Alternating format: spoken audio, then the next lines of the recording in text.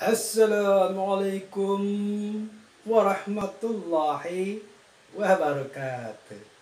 Oke guys, jumpa lagi dengan saya Suyadi di channel terindah Suyadina.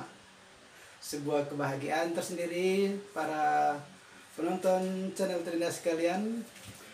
Pada video kali ini alhamdulillah saya bisa tampil lagi setelah 1 minggu tidak mengupload video dengan berbagai rutinitas kesibukan yang menjebak sehingga tak tertuangkan ide-ide. Tapi alhamdulillah pada kali ini saya akan bercerita sedikit saja seperti biasa. Saya tak akan cerita banyak-banyak biar tidak membuat pemirsa sekalian bosan dengan cerita saya. Alhamdulillah, tanpa berkat amat Allah kita semua tidak bisa menikmati sebuah kebahagiaan. Bahkan kita tidak bisa untuk tersenyum, tidak mampu untuk tertawa karena kebahagiaan tidak diturunkan oleh Allah Subhanahu wa taala ke pikiran kita masing-masing, ke dalam hati kita masing-masing. Karena hati kita telah terlalu kelam, karena pikiran kita telah terlalu kotor oleh pikiran-pikiran duniawi, sehingga Allah tidak memberikan rahmat tertawa, rahmat bahagia kepada kita semua. Nauzubillah.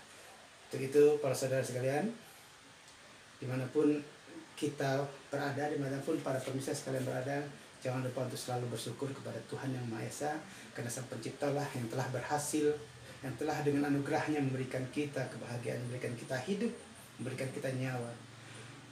Oke saudaraku sekalian, pada video kali ini saya akan ceritanya sedikit saja, itu tentang para mahasiswa yang akan diwisuda ataupun yang baru saja diwisuda. Jika kalian semua akan diwisuda, maka persiapkanlah beberapa langkah yang harus Anda siapkan dalam pikiran dan hati kita, sehingga setelah Anda diwisuda, Anda tidak begitu kecewa dengan kenyataan di lapangan. Setelah Anda diwisuda, Anda tidak begitu shock dengan kondisi di lapangan. Oke, ketika Anda kuliah, berjibaku, berusaha keras untuk memenuhi setiap tugas, untuk selalu hadir di dalam kelas, untuk memenuhi setiap undangan-undangan dosen, untuk bertanya, untuk berdebat dan lain sebagainya, dengan segala hal. Terserah itu halnya bagaimana, tapi yang jelas sedikit banyaknya menguras pikiran kita, menguras energi lahiriah dan juga batinah kita. Dan tanpa terasa waktu yang kita dalam perkuliahan itu tidak terasa telah berjalan 7 semester, bahkan 8 semester, dan bahkan di semester ke-8 tahu-tahu kita sudah diwisuda. Ketika kita akan diwisuda, apa yang perlu kita persiapkan setelah wisuda itu? Bukan suatu hayalan yang besar bahwa Anda setelah wisuda, khususnya bagi para mahasiswa yang reguler ini. Tentu karena mahasiswa reguler itu ketika dia kuliah, dia tidak mempunyai background pekerjaan sebelumnya. Dia tamat SMA langsung kuliah, ataupun kuliah semata tidak mempunyai pekerjaan. Nah, ketika Anda akan wisuda, apa yang harus Anda lakukan? Persiapkanlah diri Anda dengan segala skill yang Anda miliki. Yang skill yang Anda miliki itu tidak mesti harus berhubungan dengan apa yang ada dalam perkuliahan Anda di kampus. Karena terkadang apa yang kita pelajari di kelas, apa yang kita debatkan, bahkan berkelahi secara argumentasi dalam kelas, begitu kita sudah keluar, ternyata jenis pekerjaan kita tidak sama dengan apa yang kita pelajari di dalam kelas. Dan itu bukan merupakan suatu penyesalan, tapi itulah nikmatnya sebuah jenjang pendidikan. Kita bisa mengalami, kita bisa menikmati, bahkan kita bisa berargumentasi dengan hangat tentang materi yang ada. Tapi begitu sudah keluar, begitu kita sudah wisuda, ternyata kita mendapatkan pekerjaan yang tidak linear dengan ilmu pengetahuan kita. Itu bukan masalah, tetapi kita perlu persiapkan diri untuk hal itu semua. Jangan stres.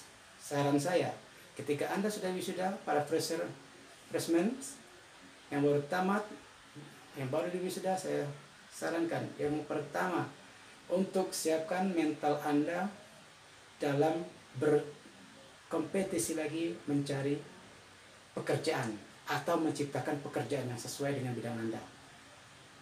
Jika itu tidak berhasil, Anda tetap harus berusaha dan bekerjalah apa adanya. Tidak harus Anda fokus, oh bidang saya, kuliah saya bidang hukum, saya harus bekerja di bidang hukum.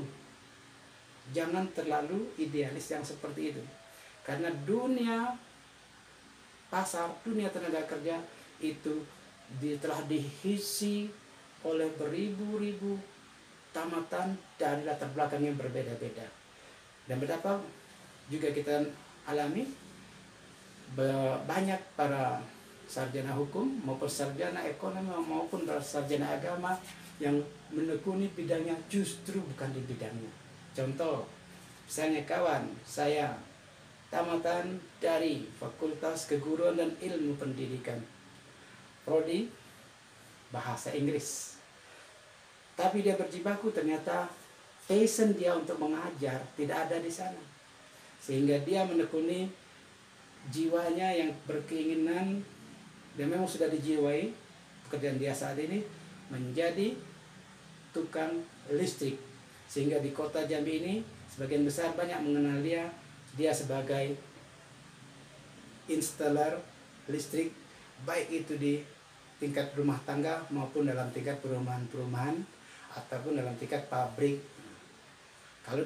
Kalau kita terlalu idealis bahwa saya tamatan prodi bahasa Inggris harus mengajar, harus berhubungan bahasa Inggris, itu tetap Anda pegang, yakinlah sampai Anda tua mungkin Anda tidak akan mendapatkan pekerjaan. Kalau Anda tidak dapat mendapatkan pekerjaan, Anda pasti atau bisa diyakini Anda tidak punya kepercayaan diri untuk berumah tangga, dan itu kolerasinya ke sana. Makanya persiapkan diri Anda setelah wisuda, kerjalah apa yang Anda tekuni, apa yang Anda minati terlebih dahulu. Jangan terlalu idealis dengan keahlian Anda ketika Anda kuliah, karena itu tidak menjadi jaminan bahwa Anda harus menjadi bidang itu. Hanya saja ketika Anda memilih bidang itu sudah merupakan satu pilihan yang luar biasa. Kenapa? Anda berminat di bidang itu. Meskipun minat itu nanti begitu sudah tamat, ternyata di lapangan minat itu tidak matching di lapangan, Anda harus beradaptasi dengan lapangan. Sehingga ketika di lapangan Anda sudah berusaha sesuai dengan lapangan, nanti pada saatnya akan ketemu jalan yang sama. Atau pada yang sering saya dengarkan, semua akan koplo pada waktunya. Meskipun kita hobinya qasidah, tapi ujung-ujungnya kita akan koplo. Meskipun kita hobinya dangdut, ujung-ujungnya kita akan koplo. Meskipun kita senang dengan lagu pop, lagu jazz, ujung-ujungnya Indonesia akan koplo. Koplo inilah suatu lingkungan dari sisi seni tarik suara, dari sisi seni musiknya di sana. Dan kita tidak bercerita tentang sana. Cuman semua akan koplo pada waktunya, itu merupakan suatu perumpamaan saja. Bahwa kita, bidang kejurusan kita di kampus tidak menjamin di lapangan Anda harus bekerja di bidang itu. Itu siap siaga. Kedua, ketika Anda masuk pada bidang kerja Anda atau di lapangan kerja apapun Anda yang dapat Anda lakukan, jangan berpikir untuk bernegosiasi dengan harga atau dengan gaji yang akan Anda terima. Karena Anda belum ada pengalaman sama sekali. Ijazah, sertifikat, IPK yang tinggi itu bukan pengalaman. Ijazah, sertifikat, ataupun IP yang tinggi itu hanya alat yang Anda tawarkan. Tapi itu bukan merupakan suatu harga Anda akan dibayar mahal oleh perusahaan. Kenapa? Secara real pengalaman Anda masih belum ada. Khusus yang reguler.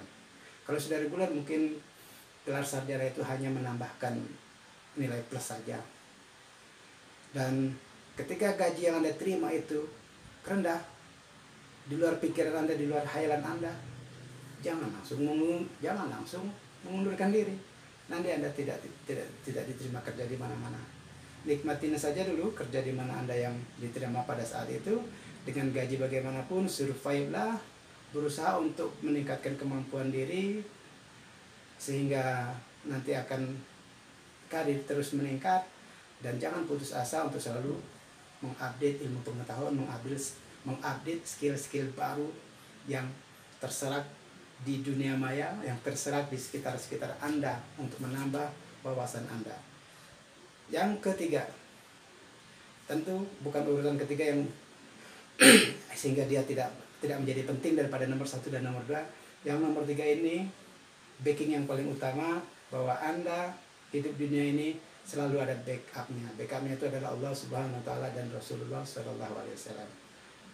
Apapun skill Anda, apapun kemampuan Anda, bagaimanapun dunia kerja Anda yang bagaimanapun bentuknya, bertawakallah. Karena apa yang terindah untuk Anda itu, apa yang terbaik untuk pikiran kita, itu belum tentu terbaik menurut Allah, menurut Tuhan. Karena Tuhan Maha mengetahui apa yang cocok untuk kita. Tapi karena Tuhan memberikan hikmah, kita tidak diberitahu sebelumnya, maka usahalah.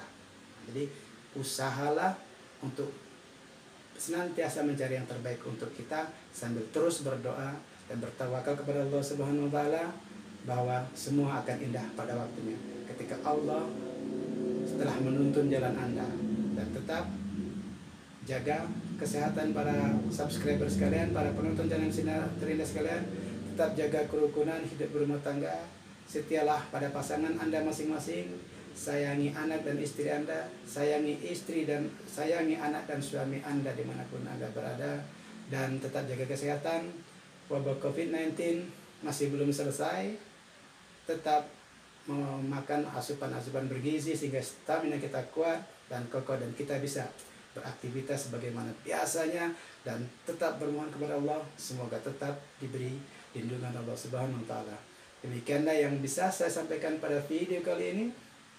Semoga bisa bermanfaat untuk semua pemirsa yang menonton video saya ini. Billahi taufiq wal hidayah. Wassalamualaikum warahmatullahi wabarakatuh. Thank you for watching. Jangan lupa untuk subscribe dan tekan tombol notifikasinya agar tidak ketinggalan video-video saya yang baru.